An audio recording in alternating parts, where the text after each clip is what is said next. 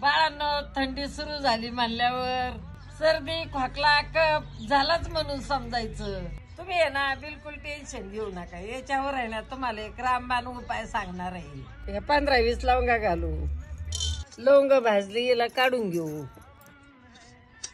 कुटून घेऊ। हे बघा अशी पावडर बनवायची। पावडर बनवली ना तर डबीत भरून ठेवा, 7-8 दिवस वापरा। वाटी चमच्याभर मध घेतलाय, आता याच्यात पावडर घालू।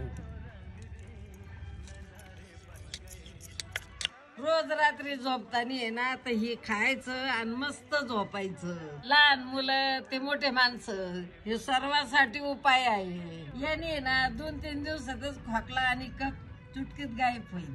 व्हिडिओ आवडला असताना तर लाईक करा आणि फॉलो करा।